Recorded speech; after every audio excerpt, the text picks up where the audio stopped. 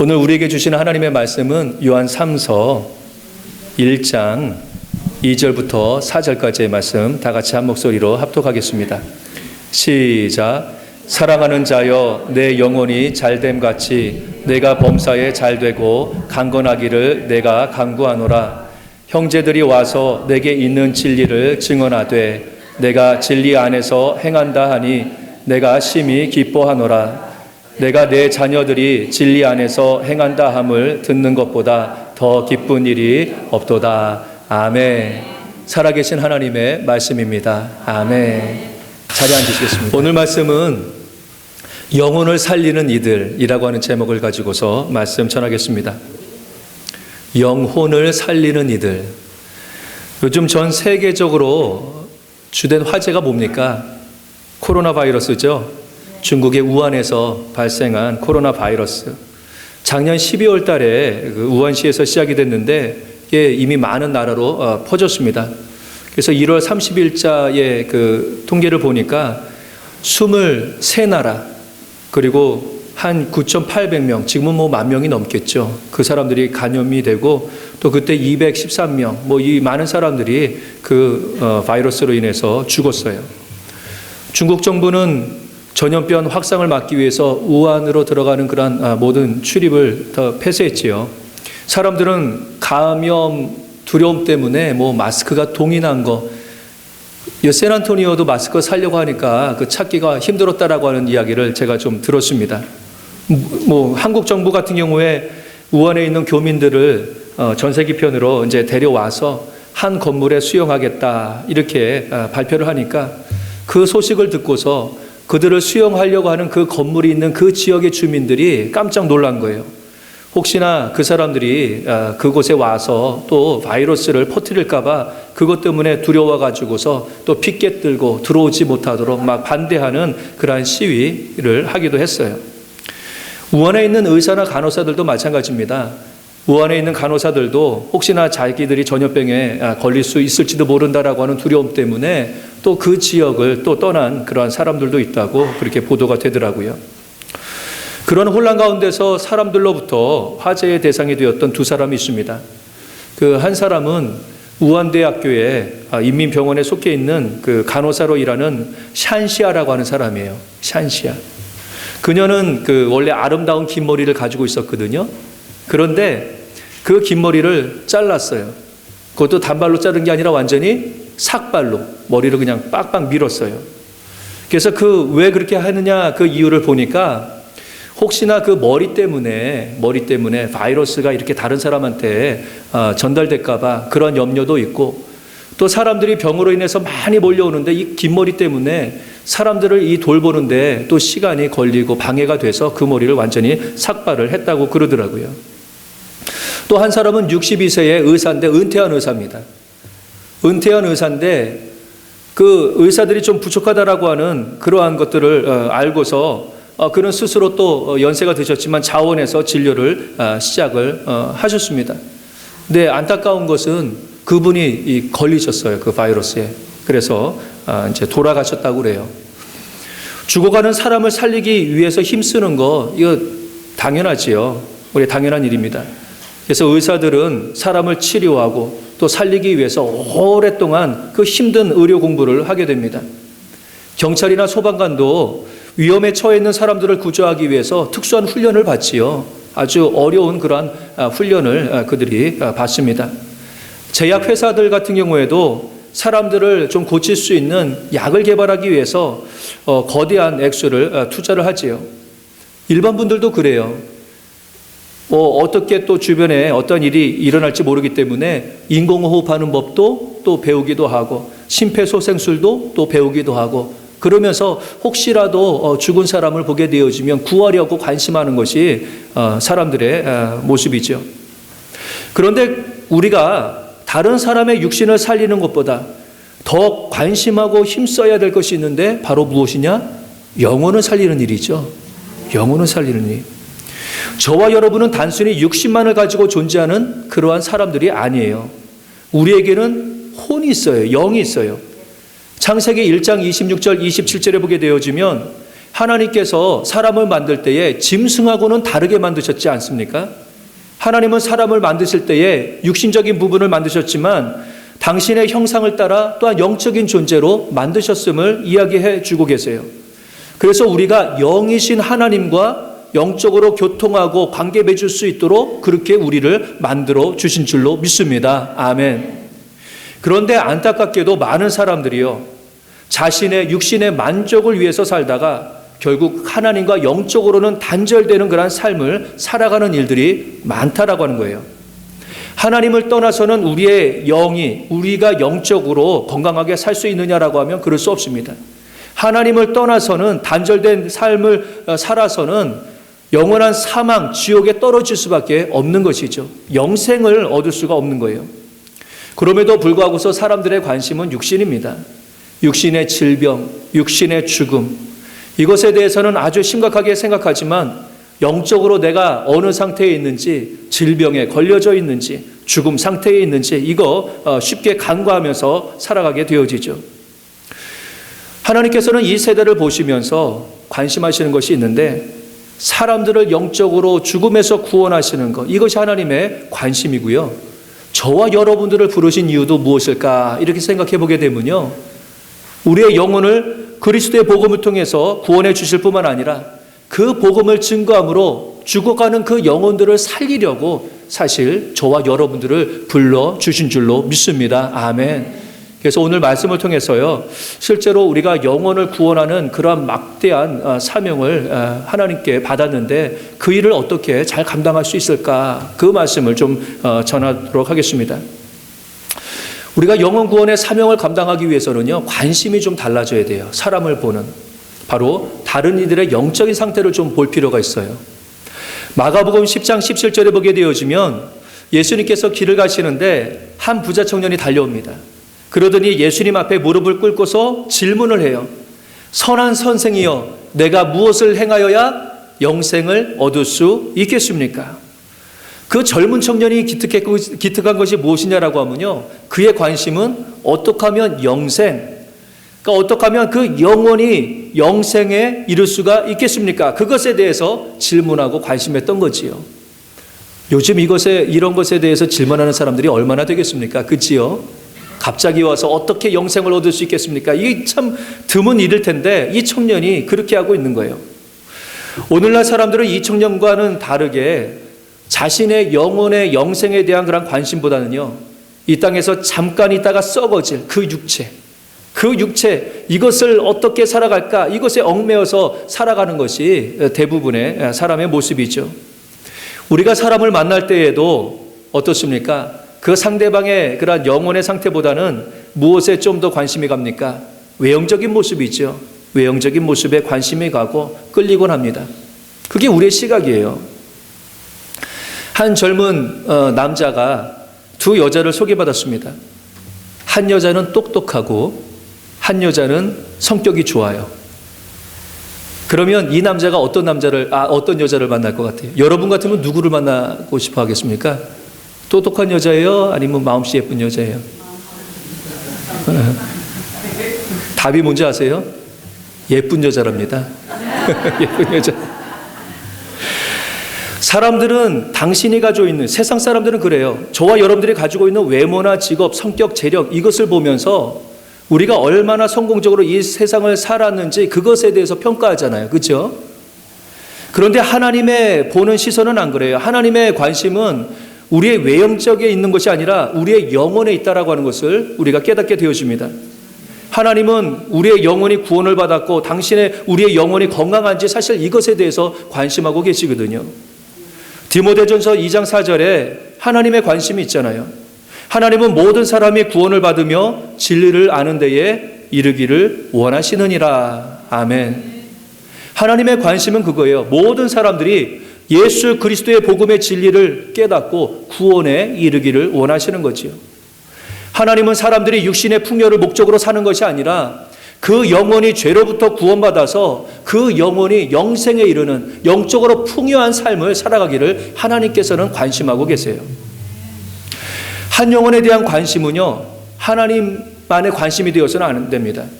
그리스도의 복음으로 구원받은 저와 여러분들이 가져야 될 그러한 관심이기도 한 것이지요.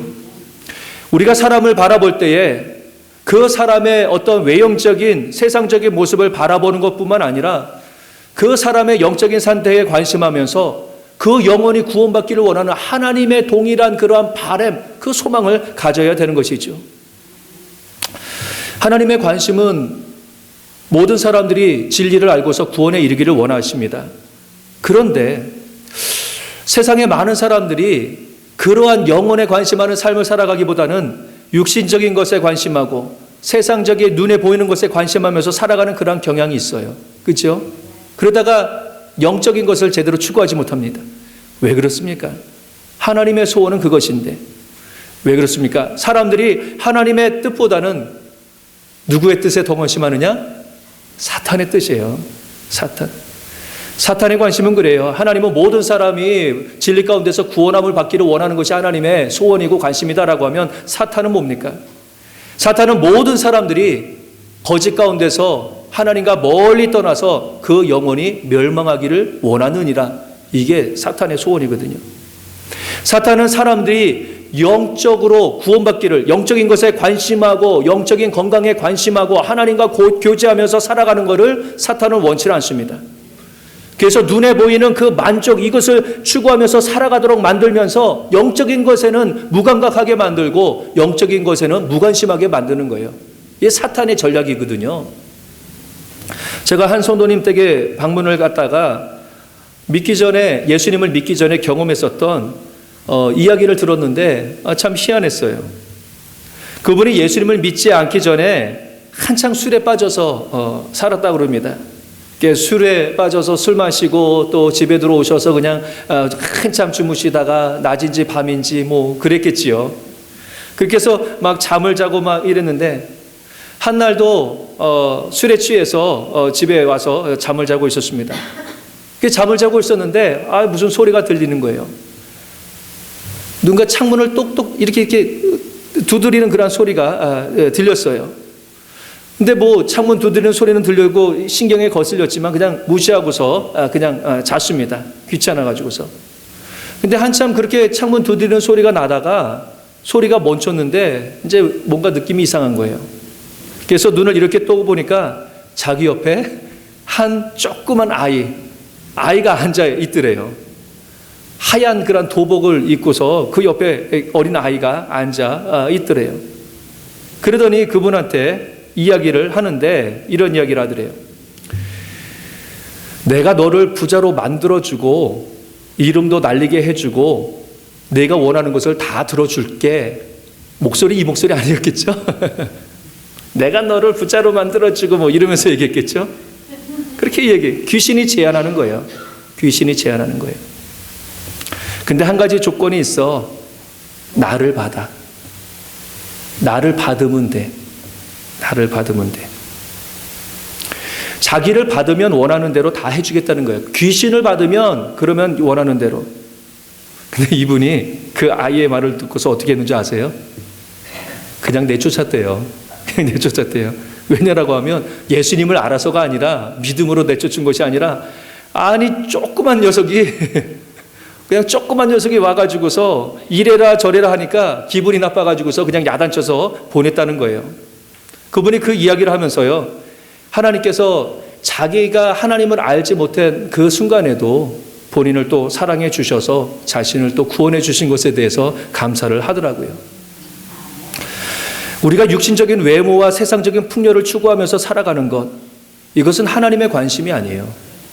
사탄이 사람들의 영혼을 구원받지 못하게 하려고 하는 그런 사탄의 계략입니다. 사탄의 계략이에요. 오늘 본문 읽으신 것을 보게 되어지면 예수님을 믿는 사도 요한, 예수님의 제자 사도 요한이 말합니다. 그의 관심에 나타나 있어요. 사랑하는 자여 내 영혼이 잘됨 같이 내가 범사에 잘되고 강건하기를 원한다. 내 영혼이 잘됨 같이. 예수님 믿는 자들의 관심은 그건 거예요. 그 사람의 영혼에 대한 거예요. 그 영혼에 대한 것.